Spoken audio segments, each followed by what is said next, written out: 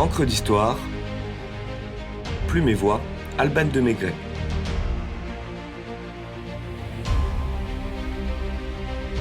Joséphine de Beauharnais, Passion de Napoléon.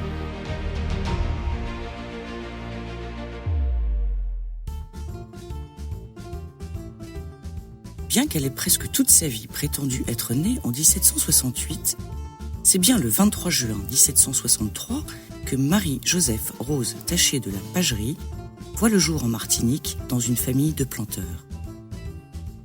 Se sentant à l'étroit sur son île, le rêve qu'elle caresse très jeune de rejoindre la métropole devient réalité lorsqu'on la marie à l'âge de 16 ans au vicomte Alexandre de Beauharnais, capitaine dans l'armée du roi.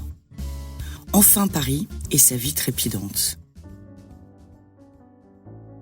Mais la capitale ne tient pas ses promesses. Souvent seule, la jeune femme n'est guère heureuse avec Alexandre qui la trompe délibérément, dilapide sa fortune et souffre d'une jalousie maladive. 2 enfants naissent pourtant du mariage, Eugène et Hortense, avant que le couple ne se sépare en 1785. Yéyette, ainsi qu'on la surnomme, se retire alors avec sa fille à l'abbaye de Pantémont, rue de Grenelle, un refuge pour les femmes de haute lignée. Au contact des pensionnaires, elle parfait son éducation parisienne que la vie martiniquaise ne lui a guère offerte. Et elle peut ainsi la mettre en pratique chez son beau-père à Fontainebleau, où sa jolie tournure ne laisse pas indifférents les séduisants jeunes hommes.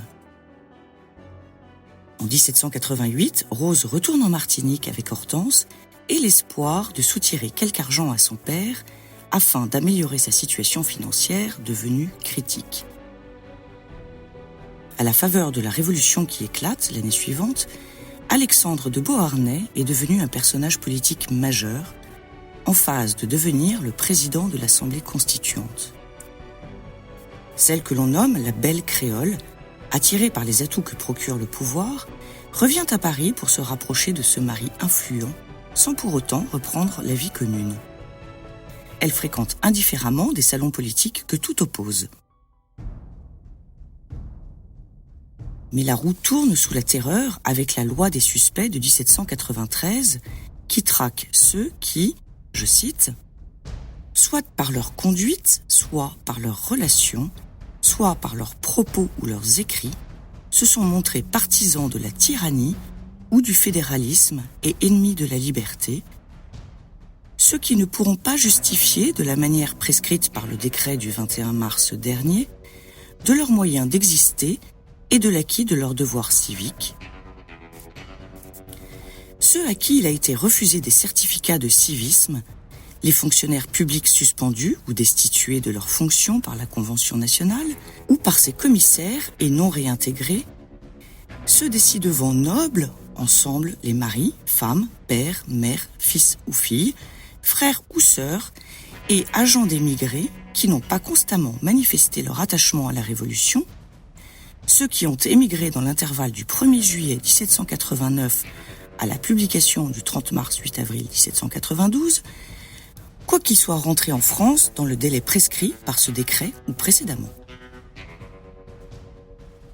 Démissionnaire et aristocrate, Alexandre est arrêté pour trahison, incarcéré à la prison des Carmes et condamné à la guillotine. Rose, elle aussi arrêtée, attend de rejoindre l'échafaud, mais ses geôliers reportent de 2 jours l'exécution car la belle est malade. Un report miraculeux, 2 jours de sursis salvateur. 48 heures historiques qui vont voir la chute de Robespierre le 26 juillet 1794 et la libération de certains suspects. Bien que profondément marquée par la prison, veuve et pauvre, Rose de Beauharnais parvient grâce à ses relations et sa beauté à fréquenter les salons thermidoriens, notamment celui de sa grande amie Teresa Tallien, qui désire renouer avec les plaisirs oubliés pendant la Terreur. Entretenue par ses amants, dont le très influent Paul Barras, Rose est toujours très élégante et tient place de l'une des reines mondaines du Directoire. Barras lui présente un jeune général corse du nom de Napoléon Bonaparte, qui tombe éperdument amoureux d'elle. Soucieuse de l'avenir de ses enfants, Rose accepte d'épouser cet homme de 6 ans son cadet. Même s'il la laisse insensible, elle lui devine un avenir prometteur. C'est à partir de cette date qu'elle trichera sur sa date de naissance, n'empêchant pas sa belle-sœur Pauline de la prénommer la Vieille. Bonaparte, se refusant à prononcer un prénom susurré par tant d'amants, rebaptise sa femme Joséphine et part pour les campagnes d'Italie. Trop heureuse de sa liberté, Joséphine refuse de suivre son mari et s'adonne à des conquêtes bien différentes de celles de l'armée. Elle passe son temps dans les bras de ses amants, dont le capitaine de hussards Hippolyte Charles. Elle s'amuse des lettres enflammées, tellement bourgeoises, qu'elle reçoit de son général de mari, et le fait enrager par ses réponses, dans lesquelles elle mélange le tu et le vous, comme le montre cet extrait d'une lettre de Bonaparte à sa femme. Tu me traites de vous, vous toi-même. Ah, mauvaise, comment as-tu pu écrire cette lettre? Qu'elle est froide. Et puis du 23 au 26, reste 4 jours. Qu'as-tu fait puisque tu n'as pas écrit à ton mari? Ah, mon ami, ce vous et ces 4 jours me font regretter mon antique indifférence. Malheur à qui en serait la cause? Puisse-t-il pour peine et pour supplice éprouver ce que la conviction et l'évidence, qui servit ton ami, me feraient éprouver.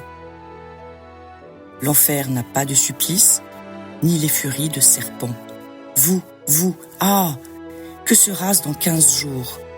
Mon âme est triste, mon cœur est esclave, et mon imagination m'effraie. Tu m'aimes moins, tu seras consolé.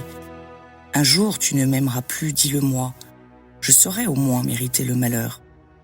Adieu, femme, tourment, bonheur, espérance et âme de ma vie, que j'aime, que je crains, qui m'inspire des sentiments tendres, qui m'appellent à la nature, et des mouvements impétueux aussi volcaniques que le tonnerre. C'est sur les bords du Nil que Napoléon Bonaparte apprend les frasques de sa femme et envisage le divorce. Mais son amour et l'attachement qu'il porte à Eugène et Hortense, ses enfants adoptifs, l'en dissuadent. De retour à Paris, il ne se prive pourtant pas, à son tour, d'afficher des maîtresses. Joséphine, malgré tout, se dévoue encore et toujours à la carrière de son mari, et grâce à ses relations et sa diplomatie, joue un rôle prédominant dans la préparation du coup d'État du 18 Brumaire. Elle devient une actrice du complot qui met définitivement fin à la Révolution. Le consulat fait d'elle la première femme de France et sa connaissance des milieux aristocratiques lui permet d'aider à la réconciliation de la nouvelle société avec l'ancienne. Elle œuvre au retour des émigrés en veillant à les rallier à la cause du futur empereur. C'est au château de la Malmaison qu'elle a acquis pendant la campagne d'Égypte que sont prises les grandes décisions pour relever la France. Cependant, une ombre demeure dans le tableau. Le couple n'a pas d'enfant, ce qui est problématique au regard de l'ambition du premier consul. Faisant fi de ses mauvaises relations avec sa belle famille, Joséphine se résout à sacrifier sa fille en la mariant avec le frère de Napoléon, Louis Bonaparte, espérant donner un héritier à la lignée. Le calcul n'est pas idiot puisque le futur Napoléon III naîtra de leur union, mais Bonaparte ne veut pas se contenter d'un neveu. Devenue impératrice des Français en 1804, Joséphine joue son rôle avec une aisance remarquable, bien consciente qu'elle succède à Marie-Antoinette, dont elle partage le goût pour les toilettes et la musique. Protectrice des arts et des lettres, elle collectionne les objets antiques et excelle dans la botanique. Dépensant sans compter, sa motivation étant davantage d'acquérir que de posséder, l'impératrice ne s'attire pourtant pas la foudre de ses sujets. Ses qualités, son charisme et sa bonté faisant oublier ses petits travers. Mais elle n'est toujours pas enceinte et Napoléon Ier a levé le doute sur sa stérilité avec la naissance d'un fils adultérin de Marie Walewska. Il se résout à se séparer de sa douce et incomparable Joséphine et demande le divorce pour raison d'État. Encore amoureux, c'est le cœur déchiré qu'il subit la cérémonie de divorce et l'achève par ces mots. Elle a embelli 15 ans de ma vie et de se mettre en quête d'une nouvelle impératrice. Joséphine, qui avait appris à aimer son mari, se retire à la Malmaison et crée une ménagerie d'animaux exotiques et des serres où pousse une immense variété de fleurs rares. L'empereur, qui lui conserve une affection particulière, lui rend visite une fois par an et finance tous ses caprices. Ne lui avait-il pas écrit « Ne penser qu'à toi, n'aimer que toi, ne vivre que pour toi, ne penser qu'à ton bonheur, pour la vie, à toi, à toi ».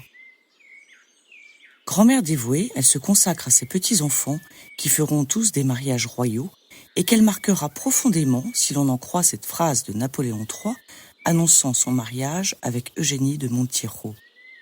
Gracieuse et bonne, elle fera revivre dans la même position, j'en ai le ferme espoir, les vertus de l'impératrice Joséphine. Voyageant beaucoup, et ayant conservé son titre d'impératrice des Français, elle accueille les têtes couronnées d'Europe qui la respectent. Elle s'éteint en 1814 après avoir pris froid en faisant visiter son domaine au tsar Alexandre Ier.